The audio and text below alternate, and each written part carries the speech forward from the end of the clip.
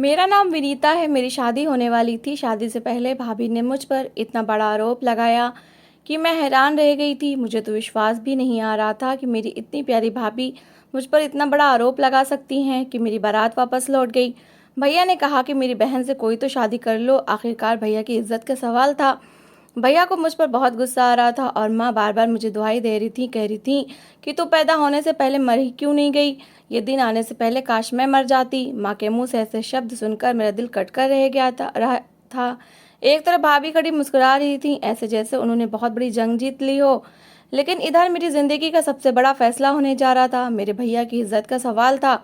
मेरी बारात वापस जाने से पूरे गांव में उनकी बेइज्जती हो चुकी थी। लेकिन अब उनकी बहन को अगर कोई नहीं अपनाता तो वो किसी को मुंह दिखाने के लायक नहीं रहते और शायद मुझसे कोई दोबारा शादी भी ना करता। भैया अपनी किस्मत को बुरी तरह से कोस रहे थे और फूट फूट कर रो रहे थे जब हमारे ही गांव में रहने वाला एक सब्जी वाला सामने आया और मेरे भैया से मेरा हाथ मांगने लगा। भैया ने मेरी शादी उसके साथ करवा दी। मैं उसके साथ शादी नहीं करना चाहती थी, मगर बात इज्जत की थी और मुझ पर जो दाग लगा था वो सारी जिंदगी भी धुल नहीं सकता था। इसलिए मैंने अपनी इच्छा जाहिर नहीं की और खामोश होकर वैसे ही किया जैसे मेरे भैया चाहते थे। इस तरह मेरी शादी उस मामूली से सब्जी वाले के साथ हो गई जो गांव में अपनी सब्जी का ठेला लेकर इधर उधर घूमता था और थोड़े बहुत पैसे कमा लिया करता था। मैं जब विदा होकर उसके घर आई तो कमरे में बैठी अपनी किस्मत के बारे में सोच सोच कर रो रही थी कि मैंने अपनी शादीशुदा जिंदगी को लेकर कितने सपने अपनी आंखों में सजाए थे। मेरा पति जब कमरे के अंदर आया तो मेरे करीब बैठकर उसने मुझे एक ऐसी बात बताई जिसे सुनकर मेरे होश उड़ गए। मुझे नहीं पता था कि मेरा पति इतना खतरनाक। बड़े अरमानों से हम अपनी भाभी को अपने घर में लेकर आए थे। आखिरकार मेरा एक ही भाई था और मैं चाहती थी कि मैं कुछ समय तक अपनी भाभी के साथ रहूं। मेरी कोई बहन नहीं थी, इसलिए मैं अपनी भाभी को अपनी बहन बनाकर उनके साथ अपनी ज़िंदगी को एंजॉय करना चाहती थी। हम उत्तर प्रदेश के कानपुर ज़िले के एक छोटे से गांव के रहने वाले थे। हमारे गांव के लोग आपस में बड़े प्रेम और सद्भाव से रहा करते थे। हमारे गांव में मान मर्यादाओं को अहमियत दी जाती थी। मेरे भैया शहर में नौकरी करते थे। उनको शहर की ही एक लड़की से प्यार हो गया था। हम घर में 4 लोग थे, माँ पापा मैं और भैया। भैया अपनी पढ़ाई पूरी करने के बाद शहर नौकरी करने के लिए चले गए थे क्योंकि भैया का मानना था कि मैं पढ़ा लिखा हूँ, मेरे लायक यहाँ कोई भी नौकरी नहीं है। पापा को इस बात से कोई प्रॉब्लम नहीं थी। मैं भी काफ़ी पढ़ लिख गई थी। मैं भी चाहती थी कि मैं भी नौकरी करूँ, लेकिन पापा ने और माँ ने मुझे नौकरी करने से रोक दिया। मैं अपने भैया से सिर्फ 3 साल छोटी थी। हम सभी लोग लगभग भैया से बहुत ज़्यादा प्यार करते थे। इस घर में वही होता था जैसा भैया कहा करते थे। भैया ने जब हमें अपनी पसंद के बारे में बताया तो हम लोगों को इस बात से कोई आपत्ति नहीं थी कि भैया लव मैरिज करना चाहते हैं। जब भैया ने हमें भाभी का फ़ोटो सेंड किया तो हमें बहुत खुशी हुई थी क्योंकि भाभी बहुत सुंदर थी और शहर की पढ़ी लिखी लड़की थी, लेकिन वो गरीब फैमिली से संबंध रखती थी। इस बारे में जब भैया ने हमें बताया तो मेरे माँ पापा को कोई प्रॉब्लम नहीं थी। हम लोग भी मिडिल क्लास लोग थे। भैया ने माँ पापा से कहा था कि आप लोग शहर आ जाइए और निशा के घर रिश्ता लेकर चले जाइए। माँ पापा ने शहर जाने में देरी नहीं की, बल्कि वो तो अगले ही दिन शहर चले गए थे और निशा भाभी के घर रिश्ता लेकर पहुंच गए। उनके घर वालों से माँ पापा की जान पहचान हो गई थी और उसके बाद ही निशा भाभी और मेरे अनिरुद्ध भैया का रिश्ता तय हो गया था। मैं बहुत खुश थी कि अब मुझे अपने भैया की शादी की शॉपिंग करनी थी और मैंने उन दोनों की शादी में किसी तरह की कोई कमी नहीं छोड़ी थी। खूब जमकर हंगामा किया था और खूब जमकर शॉपिंग भी की थी। भाभी के घर वालों ने बताया था कि उनके रिश्तेदार भी हमारे गांव में ही रहते हैं। हमारी उनसे जान पहचान हो गई थी। वो भाभी के दूर के रिश्तेदार नहीं थे, बल्कि भाभी की मौसी का घर जो हमारी गली में ही था। भाभी के घर आ जाने से घर में एक अजीब सी रौनक लग गई थी। घर का माहौल खुशियों से भर गया था। भैया की शादी धूमधाम से की गई थी जिसमें पूरे गांव को इनवाइट किया गया था। मुझे लगभग हमारा पूरा गांव ही अच्छी तरह से जानता था क्योंकि मैं शुरू से ही हंसमुख स्वभाव की रही थी। मेरे बहुत सारे सपने थे। मैं भी सोचती थी कि एक दिन मैं भी दुल्हन बनूंगी, मेरी भी खूब धूमधाम से शादी होगी। आखिरकार मेरे भैया कहते थे कि हम तुम्हारी शादी में कोई कमी नहीं छोड़ेंगे। मुझसे घर में सब लोग बहुत प्यार करते थे। जितना महत्व मुझे दिया जाता था उतना ही महत्व भाभी को भी दिया जाने लगा था। आखिरकार वो हमारे घर की मेंबर थी और अब वो मेरी मम्मी पापा के लिए उनकी बेटी समान ही थी। मगर गुजरते समय के साथ साथ मुझे भाभी कुछ अजीब सी लगने लगी थी। मुझे ऐसा लगता था जैसे भाभी को मैं बुरी लगती हूँ, क्योंकि भाभी से जब भी मैं बात करने की कोशिश करती थी तभी वो मुझे मुंह बिगाड़ कर जवाब दिया करती थी। ऐसा लगता था जैसे भैया जब जब प्यार से मुझसे बात करते हैं तब तब भाभी जल जाती हैं। शायद ये सब कुछ भाभी से बर्दाश्त नहीं होता था कि उनके पति उनके अलावा उनके हिस्से का प्यार किसी और पर लुटा दें। मगर वो मेरे भाई थे, उनके लिए भाभी एक अलग जगह थी और मेरे लिए अलग। तो फिर भाभी के दिल में ये विचार कैसे आ सकता था। भाभी को ऐसा लगता था जैसे उनके पति के प्यार का सिर्फ उनका अधिकार है और किसी का नहीं। समय इसी तरह से गुजरता जा रहा था। एक दिन पापा की तबीयत कुछ ज़्यादा ही बिगड़ गई थी और वो इस दुनिया को छोड़कर चले गए। उनके जाने पर मैं और माँ बहुत रोए थे। माँ तो रो रो कर कह रही थी कि बेटे की तो शादी देख ली, बेटी की शादी भी अपने हाथों से कर देते, लेकिन शायद ऊपर वाले को ये सब कुछ मंजूर नहीं था। भैया ने माँ से वादा किया था कि वो मेरी शादी में कोई कमी नहीं छोड़ेंगे और मुझे पापा की कमी भी कभी महसूस नहीं होने देंगे। पापा के मरने के बाद माँ को मेरी शादी की चिंता सताने लगी थी। उनका कहना था कि तुम्हारे पापा तो इस दुनिया से चले गए, मैं भी बीमार रहती हूँ, मैं चाहती हूँ कि अपने जीते जी तुम्हारी शादी कर दूँ, लेकिन मैं इस बारे में क्या बोल सकती थी। मैं तो खामोश रहती थी। मेरे बड़े मेरे लिए जो फैसला करते वही मेरे लिए सही था और मुझे उनकी मर्जी पर ही अपना सर झुका देना था। माँ मेरे लिए रिश्ता तलाश करती फिर रही थी। भैया अभी भी शहर में नौकरी कर रहे थे, लेकिन वो पहले तो महीने में एक बार गांव आते थे। जब से पापा की मौत हुई थी तब से वो हर हफ्ते यहाँ आने लगे थे। भाभी घर का कोई काम नहीं करती थी, सारे ही काम माँ किया करती थी, लेकिन माँ ने कभी इस बारे में न तो भाभी से शिकायत की थी और न ही भैया से।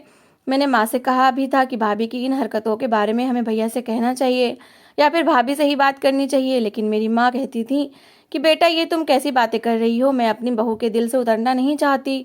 बहू तो पहले ही घर के सारे काम करती, अरे जब अनिरुद्ध आ जाता है तब तो वो घर के सारे ही काम करती है ना। माँ की बात पर मैं खामोश ही हो गई थी। मैं खुद भी घर के सारे काम किया करती थी। भाभी के साथ मेरा व्यवहार बहुत अच्छा रहता था, बस भाभी का ही कभी कभी मूड मेरी तरफ से खराब हो जाता था। भैया जब भी गांव आते थे शहर से मेरे लिए थोड़ा बहुत सामान लेकर आया करते थे, क्योंकि भैया को भी अब मेरी शादी की चिंता हो रही थी। जैसे माँ मेरे लिए रिश्ते तलाश कर रही थी, ऐसे ही भैया मेरी शादी का इंतजाम करते हुए चल रहे थे। ये सब न जाने क्यों भाभी को बिल्कुल भी अच्छा नहीं लगता था। भाभी कह रही थी कि अभी तो विनीता का रिश्ता भी नहीं लगा और आप अभी से उसके दहेज का सामान लाने लगे लगे हो, जिस पर भैया कहते थे कि विनीता मेरी इकलौती बहन है, मैं उसको ढेर सारे दहेज के साथ विदा करूंगा। मेरी बहन को अपने ससुराल में कोई कमी नहीं होनी चाहिए। कुछ समय गुजरा, तभी गांव के एक जमींदार के यहाँ से मेरा रिश्ता आया था। भैया और माँ तो इस रिश्ते से बहुत खुश हुए थे और उन्होंने तुरंत ही रिश्ते के लिए हाँ कर दी थी, क्योंकि लड़का शहर का पढ़ा लिखा था और फिर गांव के सबसे बड़े जमींदार का बेटा था, जो हमारे गांव के अमीर लोगों में आते थे। ये रिश्ता खुद हमारे घर चलकर आना हमारे लिए सौभाग्य की बात थी। अभी सिर्फ मेरा रिश्ता ही तय हुआ था। लड़के वालों की तरफ से खबर आई थी कि वो एंगेजमेंट करना चाहते हैं। मेरी एंगेजमेंट भी खूब धूमधाम से की गई थी। हम सब लोग बहुत खुश थे। मैं भी इस रिश्ते से राजी थी। मैं हमेशा से यही सोचती थी कि मेरी शादी एक ऐसे इंसान के साथ हो जो मेरा हमेशा ख्याल रखे और जहाँ मेरी हर इच्छा पूरी की जाए। मेरा होने वाला पति रोहित बहुत अच्छा था और गांव का सबसे हैंडसम लड़का था, जिसको गांव की लगभग सारी लड़कियां पसंद करती थी। मैं अपने आप को बहुत भाग्यशाली समझ रही थी, जिसकी शादी एक ऐसे इंसान से होने जा रही थी जिसको गांव की सारी लड़कियां अच्छा समझती थीं।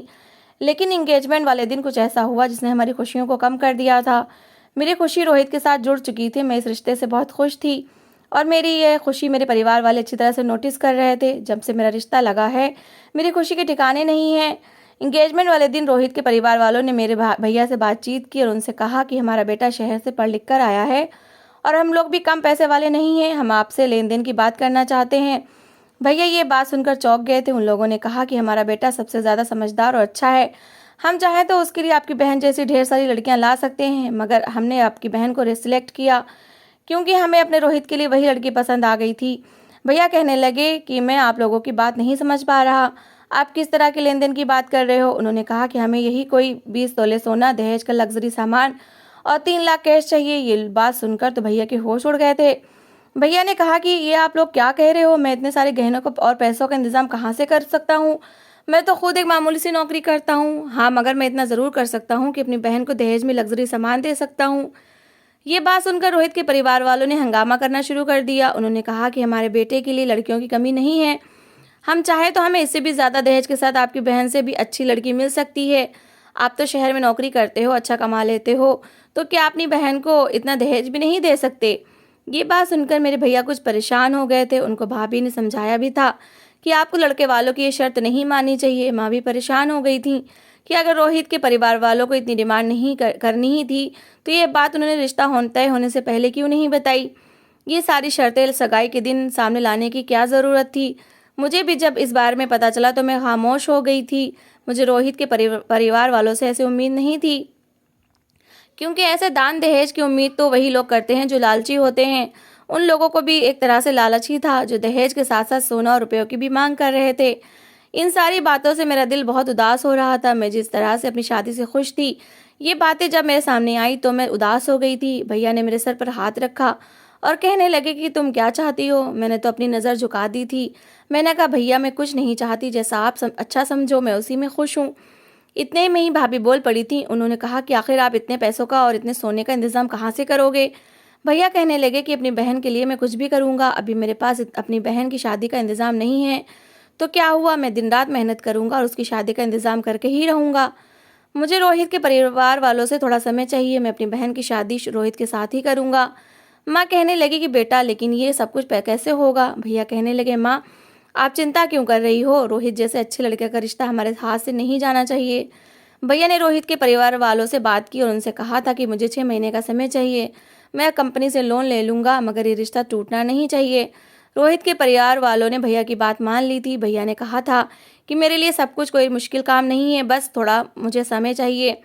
ऊपर वाले की कृपा से मैं दिन रात मेहनत करूंगा और अपनी बहन की शादी खूब धूमधाम से करूंगा। भैया ने हमें विश्वास दिलाया था और अब भैया ने हर हफ्ते आने के बजाय महीने में एक बार ही गाँव का चक्कर लगाना शुरू कर दिया था। भैया हर महीने अब जब भी घर आते थे शहर से ही मेरे लिए कुछ गहने लेकर आ जाते थे और उसे माँ के हवाले कर दिया करते थे। माँ से कहते थे कि इसे विनीता की शादी के लिए जमा कर रहा हूँ। 6 महीने में रोहित के परिवार वालों की डिमांड का सोना इकट्ठा कर लूंगा। और रही पैसों की बात, तो पैसे तो पहले ही मैंने विनीता की शादी के लिए जमा कर लिए थे। मैं खुश थी कि मेरे भैया मेरे लिए बहुत कुछ कर रहे थे, मगर इस बात के बीच भाभी का मूड दिन प्रतिदिन खराब होता जा रहा था।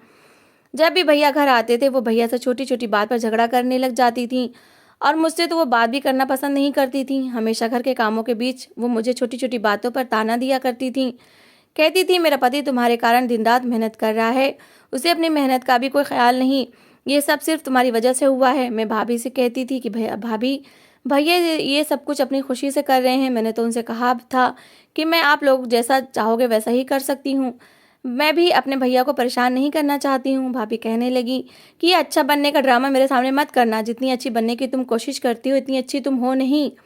मैं भाभी की इस बात पर खामोश हो जाती थी। वो अक्सर माँ और भैया के सामने अच्छी बनने की कोशिश करती थी, पीछे तो हमेशा उनका मूड खराब ही रहता था। जैसे तैसे 6 महीने भी गुजर गए थे, मेरी शादी का समय करीब आ रहा था। भैया 15 दिन के लिए अपने ऑफिस से छुट्टी लेकर गांव आ गए थे। भैया आते समय भी मेरे लिए बहुत सारा सामान लेकर आए थे। जिस दिन भैया आए थे मैं बहुत खुश थी और मुझे रोना भी आ रहा था कि अब मैं इस घर को छोड़कर जाने वाली हूँ। घर में मेरी शादी की तैयारियां चल रही थी और इसी बीच में हमें एक नई खुशखबरी मिली जिसने हम सबके होठों पर एक ढेर सारी मुस्कुराहट ला दी थी। वो खुशखबरी ये थी कि भाभी माँ बनने वाली थी। हम सब लोग बहुत खुश थे। मेरी शादी का लगभग सारा इंतजाम भी हो चुका था। भैया ने सारे ही गहने इकट्ठे कर लिए थे और वो पैसे भी शहर से लेकर आए थे।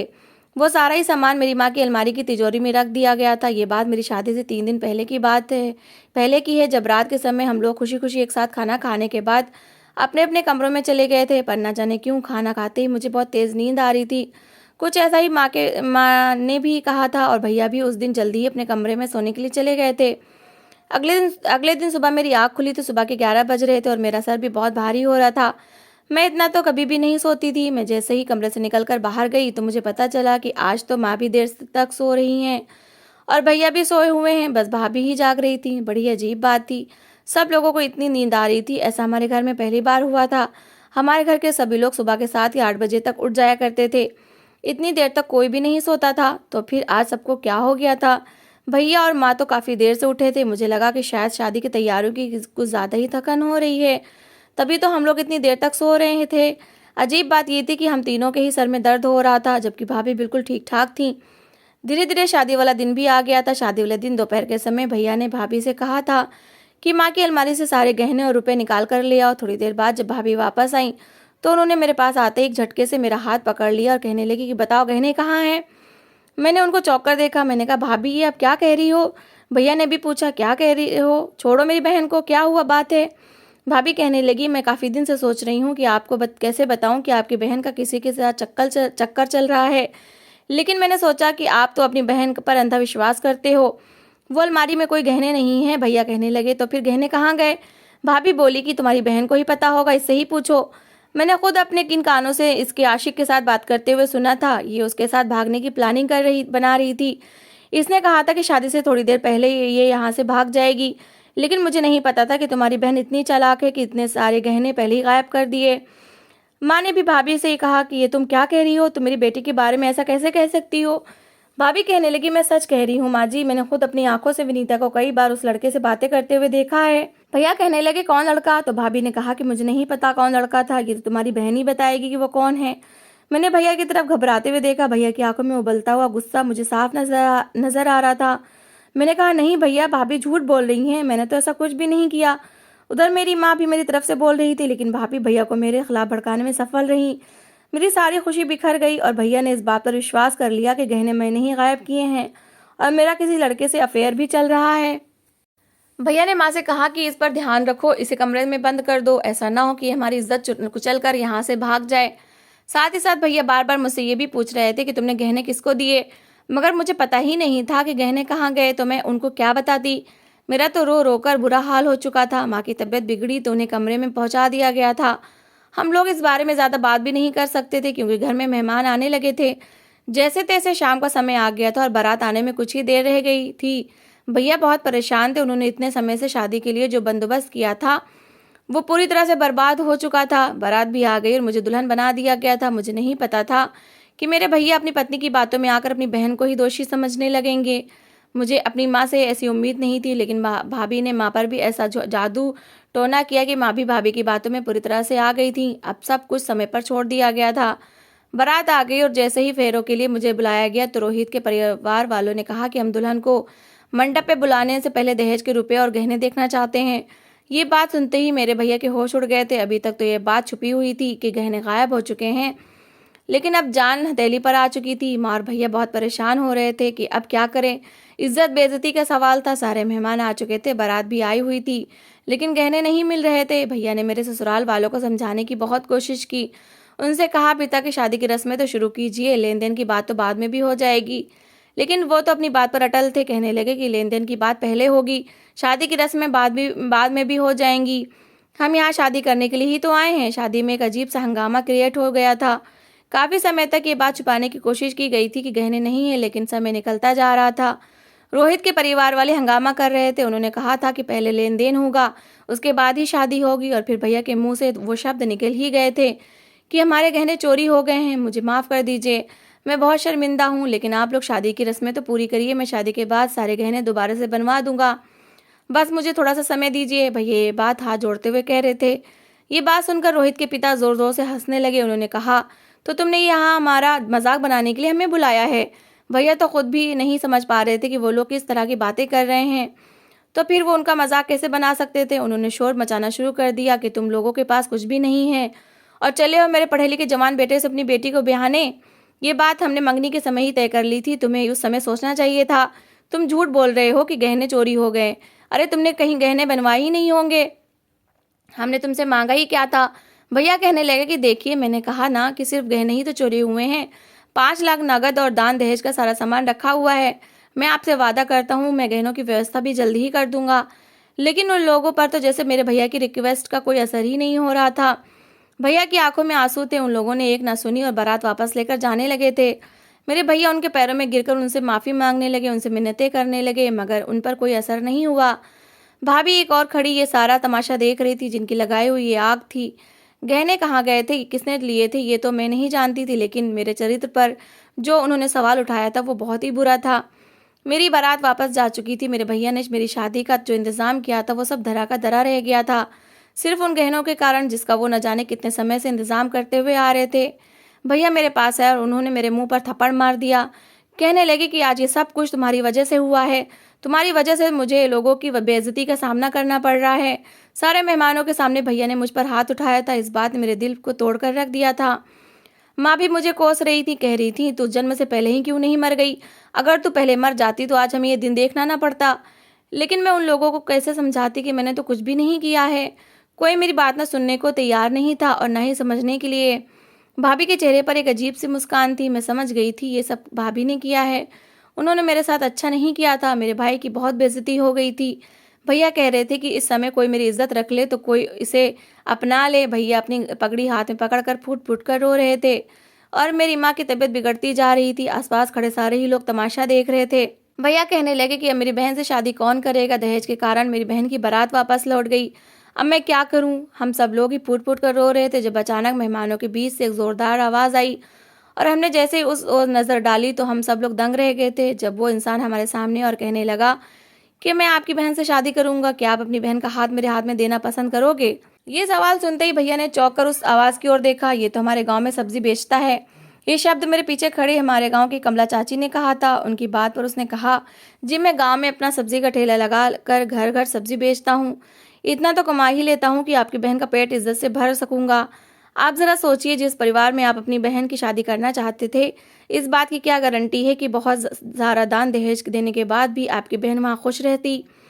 अरे वो तो लालची लोग थे, उन लोगों के लिए तो सबसे बड़ी दौलत ये थी कि वो आपकी बहन को अपने घर की बहू बनाने जा रहे थे और वो लड़का जिसके साथ आपकी बहन की शादी होने जा रही थी वो खामोशी से अपने माता पिता की कही हुई बात को सुनता रहा।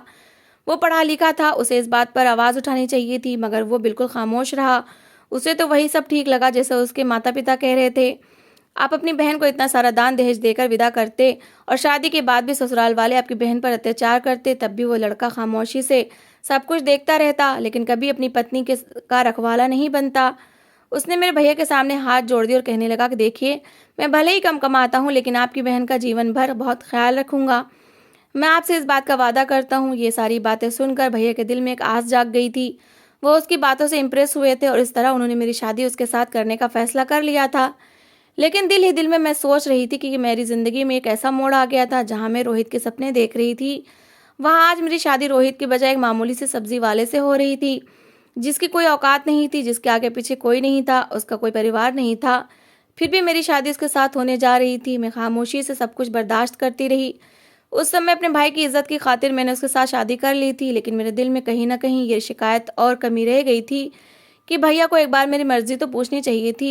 मुझे समय देना चाहिए था। मुझ पर आरोप लगाया गया, मुझे बदनाम किया गया। मेरी बारात वापस चली गई और मेरा हाथ एक मामूली से सब्जी वाले के हाथ में दे दिया गया। इस तरह मेरे भैया ने मुझसे अपना हाथ छुड़ा लिया था। भैया को मुझ पर इतना गुस्सा आ रहा था कि उन्होंने मेरे साथ सर पर हाथ भी नहीं रखा, मुझे गले से भी नहीं लगाया और मुझे आशीर्वाद भी नहीं दिया। मैं खामोशी के साथ उस सब्जी वाले के विकास की शादी करके उसके घर आ गई थी। उसका एक छोटा सा घर जिसके बारे में कभी सोचा भी नहीं था, जो जगह जगह से टूटा हुआ था। ऐसा लगता जैसे घर की मरम्मत कोई कई साल हो गए। उसके घर की हालत इतनी ख़राब हो रही थी कि मेरा मन नहीं कर रहा था कि मैं बिस्तर पर बैठ जाऊं। जगह जगह मकड़ी के जाले लटक रहे थे, ढेर सारी धूल थी और घर में बहुत गंदगी फैली हुई थी। ऐसा लग रहा था कि घर कब से खाली पड़ा हुआ है। उसने मुझे बिस्तर पर बैठने का इशारा दिया। मैं बैठ गई और अपनी ज़िंदगी में आने वाले इस भूचाल के बारे में सोचने लगी कि मैंने क्या सोचा था और अब ये सब क्या हो गया। इतने में ही वो मेरे करीब आकर बैठ गया। मैं घबरा गई थी। मैं उसके पास आने से पीछे हटी।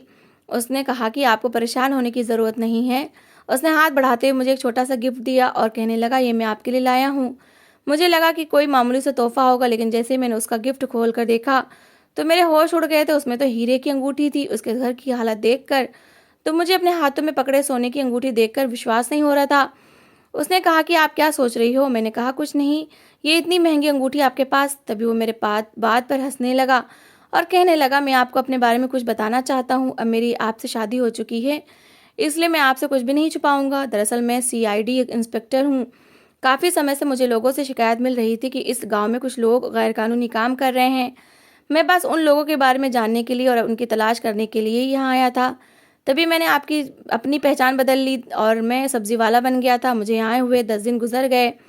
मैं यहाँ इस घर में रह रहा हूँ। सारा दिन मैं सब्जी वाला बनकर इधर उधर घूमता रहता हूँ ताकि हर चीज़ पर मेरी नज़र रह सके और मुझे उन लोगों के बारे में पता चल सके जो ये स्मगलिंग का अवैध काम कर रहे हैं।